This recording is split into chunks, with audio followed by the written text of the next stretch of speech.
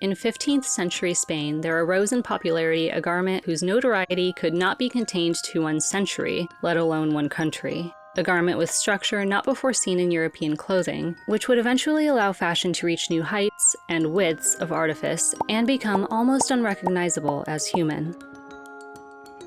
I'm of course talking about the farthingale, or vertigado as it was originally called.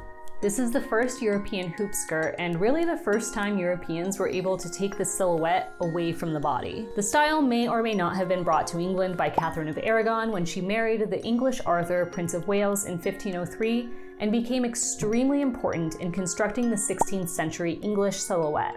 The farthingale was originally used to create a conical silhouette, but the boned, cage-like construction eventually paved the way for the drum farthingale and even the panniers of the 18th century. Maybe every hoop skirt since. I think it's also poignant to point out that while corset-like garments have been worn by cultures around the world for centuries, it wasn't until similarly boned farthingales were introduced that true boned corset-like garments became popular in Europe. Just saying. All that being said, I will not be making an entire 16th century farthingale. That looks like a lot of work, and frankly, I have no need of one. But I want to understand a 16th century farthingale in order to take inspiration from the process to make a modern version. Because this isn't a modern hoop skirt, it's made very differently and quite strangely. So let's explore how these things were made historically, maybe make some components, then bastardize the whole process to make a modern version. As do many of my projects, this began with a look at a Patterns of Fashion book, this time Patterns of Fashion 5, where the only extant farthingale, a heavily modified version off of an effigy, has been gloriously documented. I used my standby cream cotton sateen for this, but if portraits are to be believed, these could be made out of just about anything. Because these could be either completely concealed by the outer skirt or intentionally displayed, they could be likewise purely functional or purely fancy. The pattern is very straightforward. It's just a triangle with a rounded hem and waist, so I translated it directly from the book to my fabric using black ink. I've never ever had a problem working with white, but this one project I just could not keep clean. No matter how carefully I measure and cut these types of things, they are never symmetrical. This particular garment doesn't need a precise fit, but it should be symmetrical. So I folded it in half and cut off the asymmetrical bits. You can also see that because I was working with a scrap of this sateen, I did not have room for the full sweep of the skirt. So I took the cut wedge from the top and sewed it to the bottom, unintentionally similarly to the extant garment.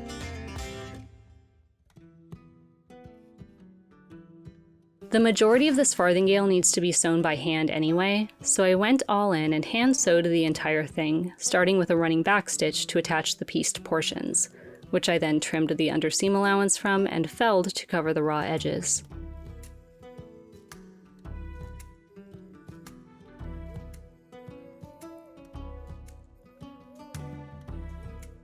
I laid the completed panels on top of each other, right sides together, and used more felled seams to attach the side seams.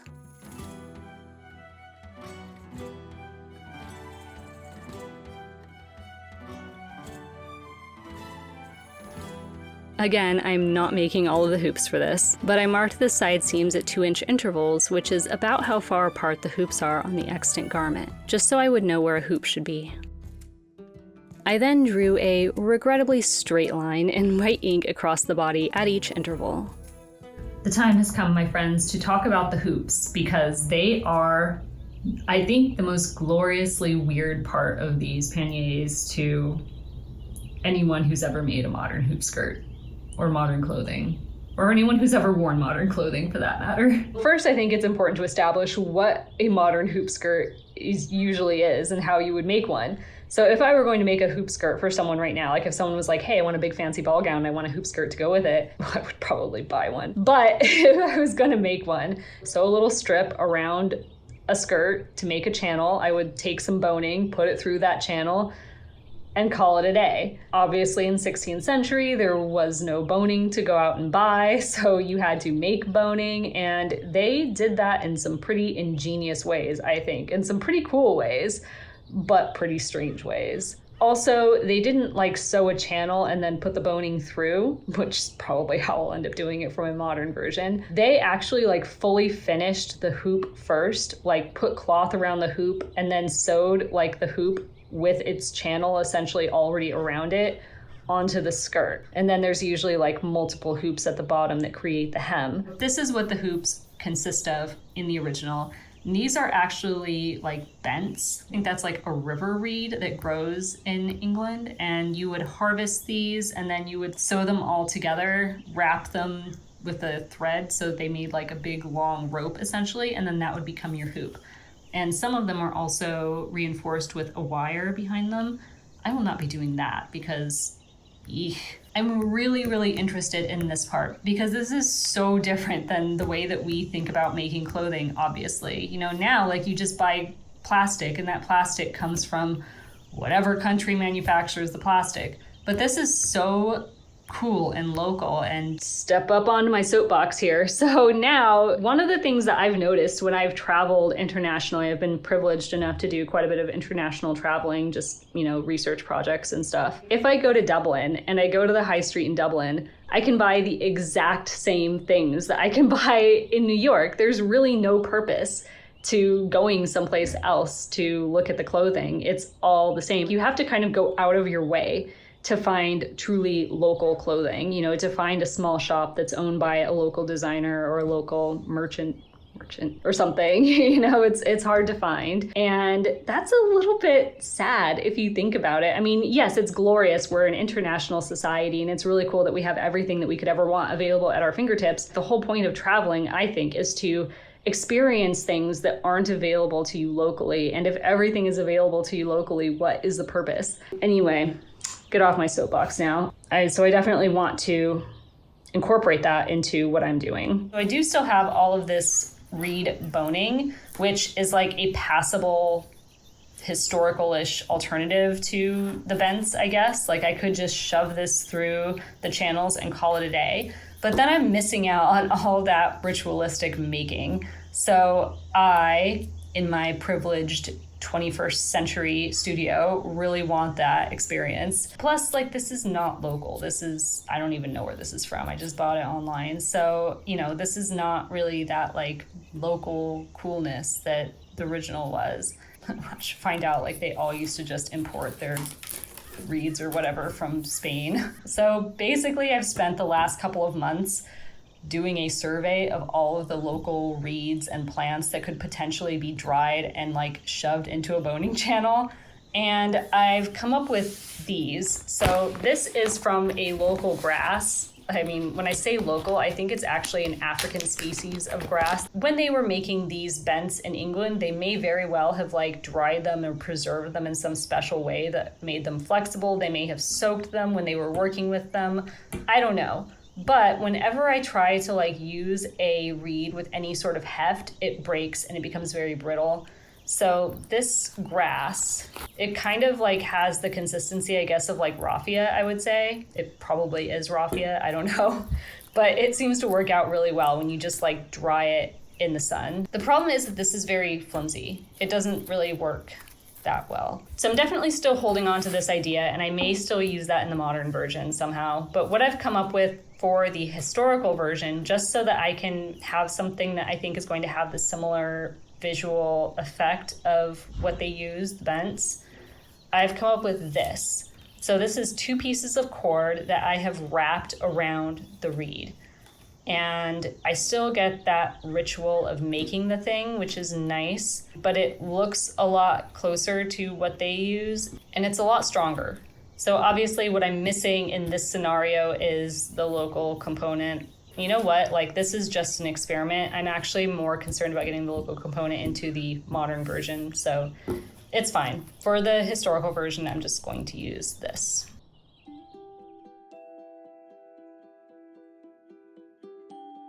I laid the 2 cords on the outwardly rounded side of the reed. At the beginning and end of each thread, I pierced the reed to keep the cords in place. Other than that, the needle isn't totally necessary, but it acts as a weight for when the thread is wrapped.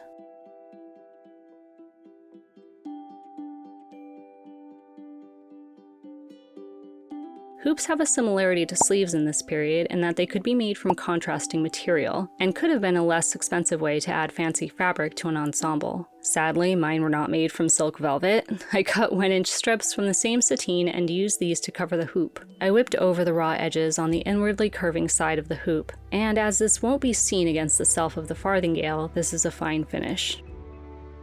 Quite a lot of individual hoops are noted in Queen Elizabeth I's wardrobe inventory, and it has been theorized these could have been moved from farthingale to farthingale, so I quickly basted mine to the lines I had drawn out, knowing that this doesn't need to necessarily be a permanent stitch.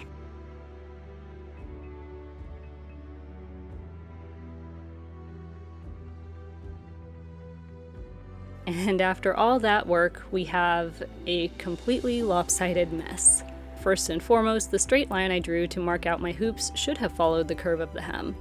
Next, I should have overlapped the reed to prevent this weirdness. If it's any consolation to myself, they weren't perfect at this historically either, and I was completely unmotivated to fix any of this, and overly motivated to move on and make a modern version. Needless to say, I understand why they wanted these hoops to be transferable. I made one, and I loved the ritual and luxury of working with my hands, but that was one. I'll definitely save all of this, and if I ever need a historical farthingale in my life, then I'm halfway there. Alright, let's move forward.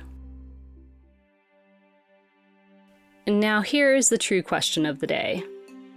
If we all know that black linen and velvet and wool attract every particle of white debris within a 5-mile radius, why do we continue to lament the ensuing infinite lint battle? In this case, it was a medium-weight linen, and while I will always lament in the infinite lint battle, I have absolutely zero regrets. I again marked the pattern directly onto the fabric exactly the same as the extant garment, this time without the piecing and 7 inches shorter. Not that this really matters, but shorter farthingales were a thing, and it is a fact universally acknowledged that any historical skirt can be made modern by shortening it. And any garment throughout history can be shoehorned into a modern wardrobe when made in black, so no surprises detected, yet. I wanted to keep the ritualistic making of the original alive, so I kept the hand sewing party going by stitching the side seams, except for a 9-inch slit on the upper left side. I cut 2 1-inch wide, 8-inch long strips from some of the linen scrap. I stitched the first strip to one leg of the slit, right sides together, leaving 1/2-inch seam allowance at the bottom. I then stitched the second strip to the first, right sides together.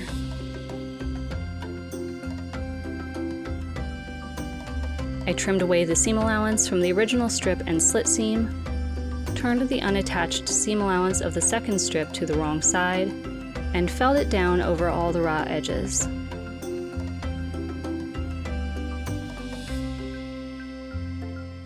I finished the remaining side of the slit by turning the raw edge inwards twice and felling a small hem.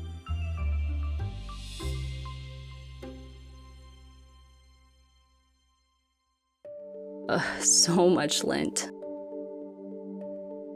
I trimmed away the under seam allowance from the side seams, folded the top seam allowance over the trimmed bottom seam allowance, and felled it in place.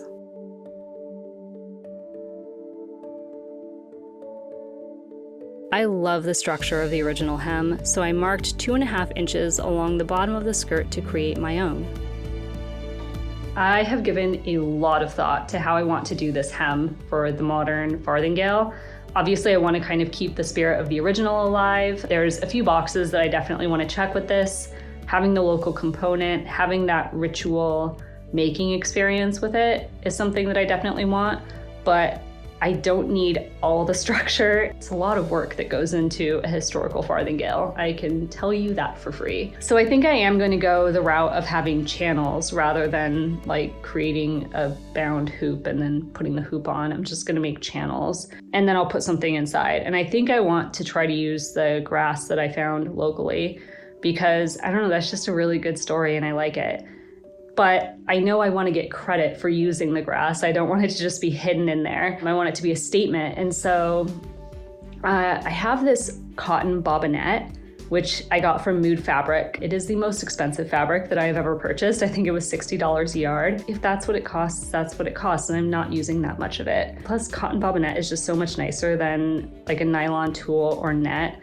It's one of those things where once you try it, you get spoiled and you never go back. So yeah, I think I'm gonna use that for my channels and then use the grass. I don't know, maybe I'll like braid the grass or something so that it still has that like, you know, the active making. I don't know, I just, call me a millennial, but I really want to experience this farthingale.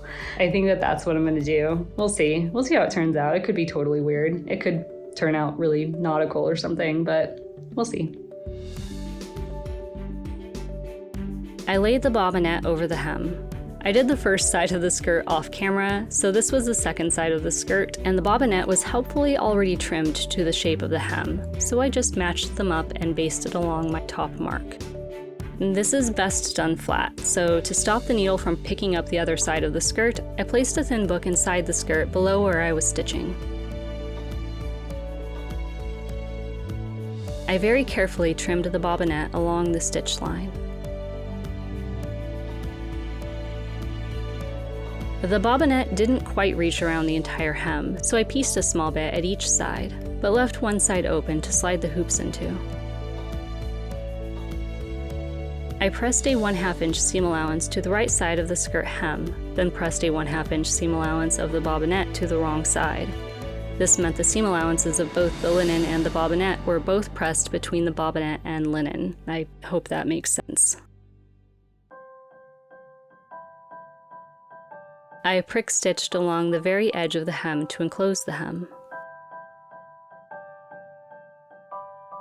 It's funny how we've distanced ourselves from these rituals and labors of fashion, but this was so innately satisfying.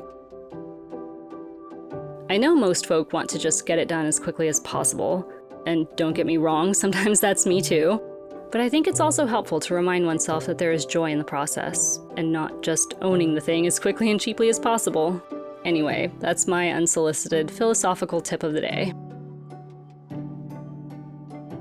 I knew this ran the risk of reading trendy tiered skirt if I did all the hoops, so I marked out a single hoop 5 inches above the top of the hem. I cut a 1/2 inch strip of the bobinette by following a row of the holes. I basted the bottom row of holes of the strip to the chalked line, then basted the topmost line of holes of the other side. Because the weave of this bobinette is so open, it had no problem going around the curve of the skirt. I needed 2 strips of the bobinette to go around the circumference of the skirt, and I created a small felled seam to connect them on one side, and left the other side open. Let it be known I tried to do this next step by hand, but it just wasn't happening. So I used a domestic sewing machine and sewed a line of buttonhole stitch over the raw edges of the bobinette to cover up everything. While I was at it, I stitched 1/2 inch channels along the hem with a straight stitch. This was not so much for the speed of using the machine, but because using the seam allowance gauges was much, much easier and more accurate than trying to mark them in chalk over the bumpy bobinette. We'll fill all those channels in a moment, but first let's finish the waistband. I cut 1-inch strips of the linen and stitched them together to get a 90-inch long strip. I centered the strip against the waist of the skirt, right sides together, and stitched along the edge.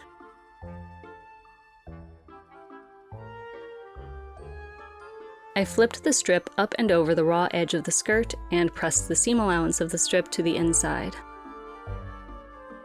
I fell-stitched the fold in place, making sure my stitches aligned with the existing stitch lines so they wouldn't be seen on the right side.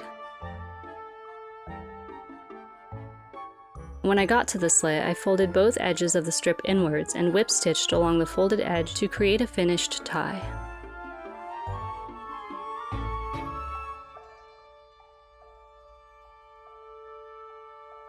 I've never had great luck with those covered button kits, so I chose 5 matching shank-style buttons from my magical mystery button jar.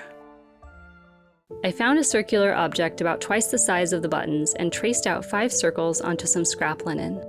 The other 2 must be someplace else. I basted around the outside of the circles and pulled the thread tight to create a little gathered pouch. I stuffed the button inside with the shank sticking out.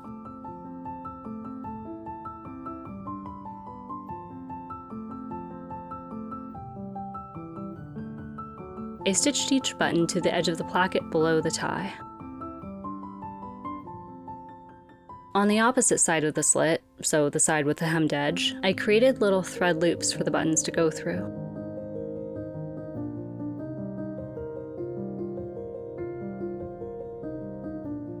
And there we go. If you've been following along with this collection, you'll know I've been taking inspiration from, well, everywhere, but quite a bit from the late 19th, early 20th century. And this specifically reminds me of the shoes of that time. Random, I know, but better than a zipper. I was really inspired by the idea of the original hoop construction and all the local flora I was able to gather. Also, I've watched that episode of Victorian Farm where Ruth learns to plait straw just way too many times. So I braided my straw, raffia, hay? Whatever it is, into a standard 3-stranded braid.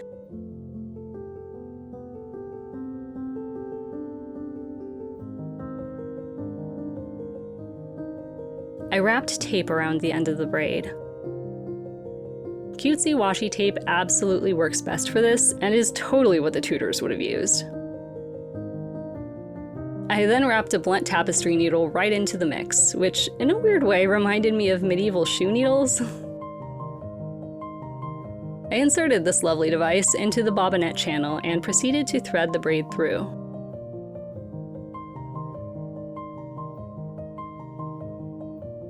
Being an art school kid first and forever, it's often the weird moments when something isn't yet behaving as intended that I find most inspiring. Like this weird mess. It's kind of cool, right?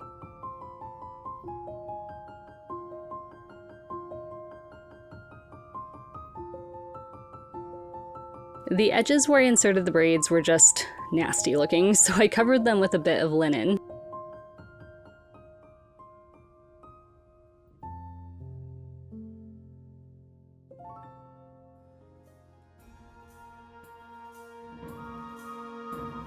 I completely underestimated this project. I wrote this off as something super simple, done in a weekend, just gonna make it real quick so I can use it as inspo for something modern. Good gravy, this was a lot of work. I totally appreciate so much more about this silhouette, how it was considered and constructed with a lot of intention. Even the greatly reduced, far less structured hoops give it a lot of shape, and I'll be continuing to play with this shape and all of these ideas for quite a while. Also weird how the whole thing looks super Victorian, like I accidentally made a walking skirt or something. Anyway, if you enjoyed this video, I always appreciate a thumbs up, and if you enjoy a good flail through historical making, hit subscribe. I've got some good stuff coming up. I always say that, but I'm especially looking forward to the next few videos. Bye!